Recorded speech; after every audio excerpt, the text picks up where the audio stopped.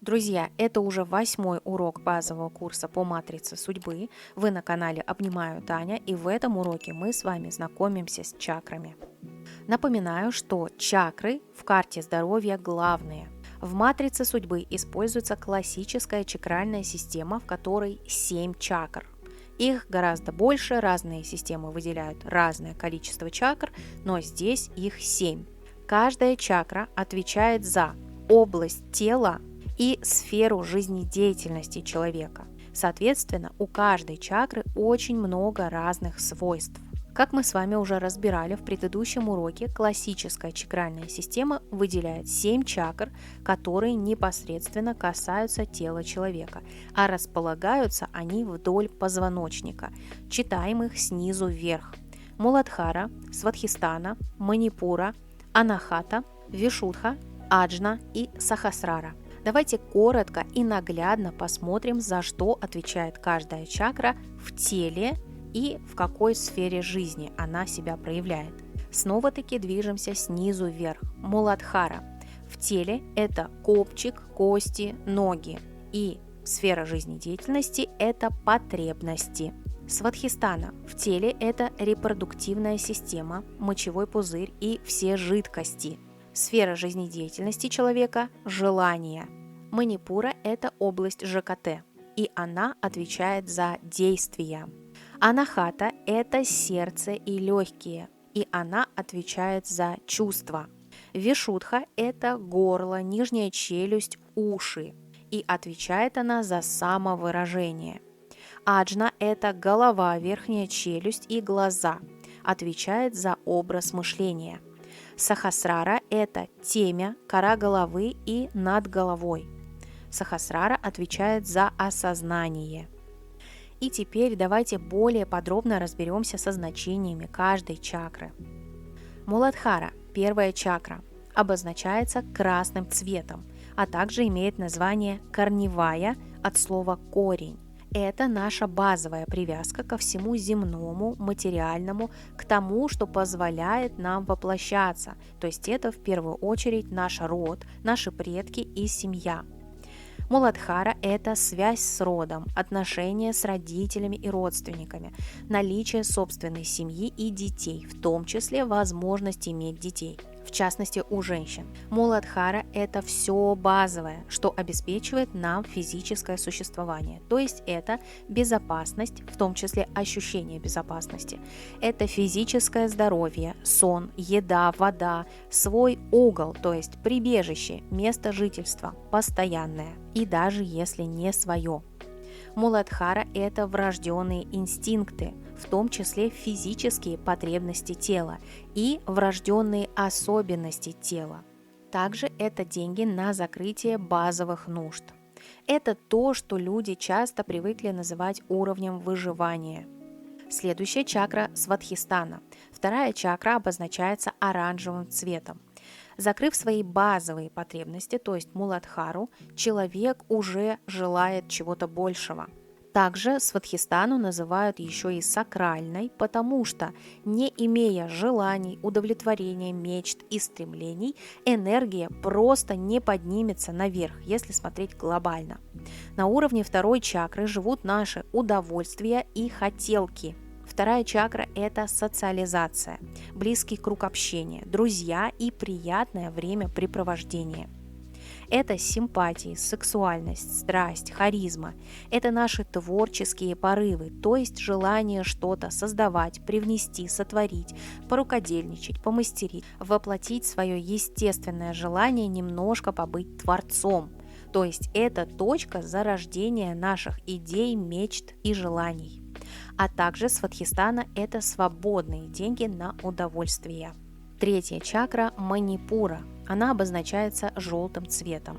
Это чакра раскрытия своей личности для мира, чтобы светить как солнце, и в том числе найти свое место под солнцем. То есть проявлением себя показать миру, кто ты, что ты делаешь, чем ты управляешь, и в то же время какой ты, как ты управляешь, какими средствами ты влияешь на людей, например, агрессией или мотивацией.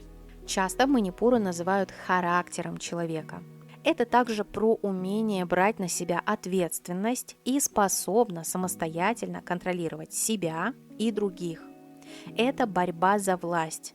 Это умение организовывать какие-то процессы и вести за собой. Это про лидеров, но и про хороших исполнителей, потому что хорошим исполнителем тоже нужно уметь быть. 4-я чакра Анахата. Она обозначается зеленым цветом. И это сердечная чакра, то есть наша душа. После борьбы наступает смирение. Анахата – это чакра принятия, успокоения. Именно здесь живут наши глубокие чувства, такие как любовь или ненависть. Любовь – это не только к кому-то, любовь – это состояние души.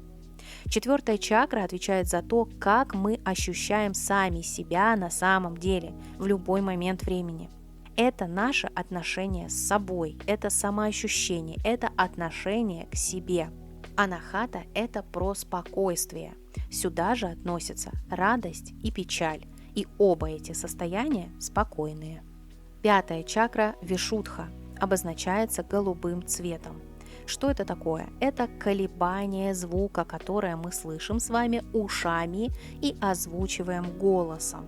Это инструмент воплощения энергии в материю, поэтому со словами каждому стоит быть осторожнее. Это способность не только говорить, но и слушать и слышать. Это умение понятно доносить свои мысли, объяснять, подбирать и озвучивать слова, притом не обязательно устно, но и письменно. Это искреннее выражение своих чувств. Это творчество высшего порядка со смыслом, то есть искусство, когда у человека есть идея, наполненная большим значением, и он реализует ее для мира. А также вишудха – это разговоры со смыслом. 6-я чакра Аджна обозначается синим цветом. Даже сам цвет уже несет в себе нечто запредельное, какую-то загадку, а человеку предстоит эту загадку разгадать, чтобы добраться до вершины. Аджна – это наша голова, это светлый разум, это осознанность. В этой чакре особенно активна мистика и все ее визуальные спецэффекты, в том числе способность видеть то, чего как бы нет. Это наш 3-й глаз, интуиция, ясновидение и прочее. Но до этого еще нужно дойти через много-много ступеней. Мистические способности заложены у всех, и наличие аджны у каждого это подтверждает. Но не у всех это развито. Однако головой в целом пользуются все, хотя бы для того, чтобы есть, принюхиваться и смотреть. Аджна – это способность видеть, думать, обрабатывать услышанную информацию. 6-я чакра отвечает за то, как мы мыслим, это наш образ мышления. Это логичность и креатив, это структура и творчество, подсознание и сознание. И 7-я чакра Сахасрара обозначается фиолетовым цветом. Это поистине мистическая чакра, наполненная божественным присутствием.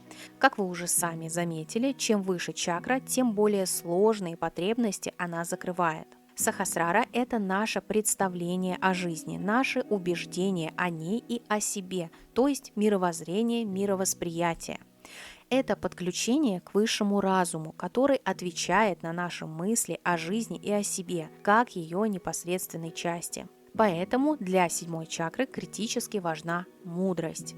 На уровне Сахасрары живет все то, что добавляет нам жизненные силы через вдохновение, от слова «вдох», когда высшие силы через что-то уникальное как бы вдыхают в нас силы жить и творить. Однако, если Сахасрара страдает, человека может постичь нечто противоположное – депрессия.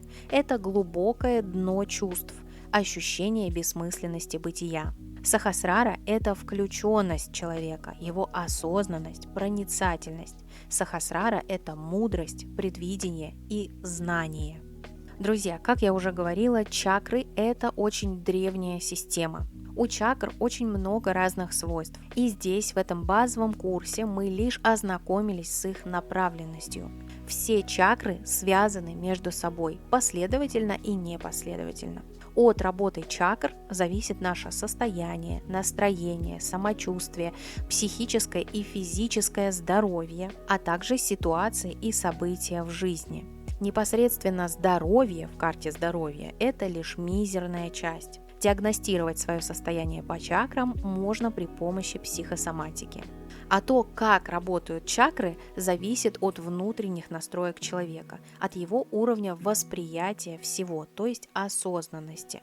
Чакры – это древняя самостоятельная система, которой можно пользоваться и мыслить даже без матрицы судьбы и всего прочего. Однако матрица судьбы позволила нам как бы уточнить чакры каждого отдельного человека, потому что на каждой чакре появились энергии, то есть числа. Вообще система чакр – это отличный фильтр, который позволит разложить элементы нашей жизни буквально по полочкам. Знания о чакрах очень хорошо сочетаются с психосоматикой. Система чакр хороша для познания себя и для более тонкого понимания, что к чему относится.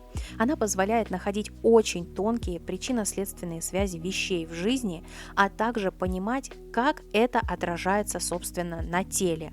Знания о чакрах включают внимательность, включенность и возможность осознанного управления своей жизнью. И, друзья, я предлагаю вам окунуться в тему чакр на моем курсе «Чакры в карте здоровья». Этот курс включает в себя подробное видео по каждой чакре. Также видео о том, как связаны все чакры. По каждой чакре будет методичка. В конце каждой методички есть примеры того, как в матрице судьбы расшифровывать энергии на чакре в карте здоровья. Также в подарок в этом курсе вас будет ждать методичка с описанием энергий в матрице судьбы, которую вы видите на картинке. Данный курс проходит в закрытом телеграм-канале, и доступ к нему вы получите навсегда. А информацию о курсе вы сможете найти в моем телеграм-канале «Обнимаю Таня» и на моем сайте. Все ссылки будут в описании к этому видео. А методичку со значениями чакр из этого видео вы сможете найти в закрытом телеграм-канале базового курса. В следующем уроке мы более подробно разберем карту здоровья.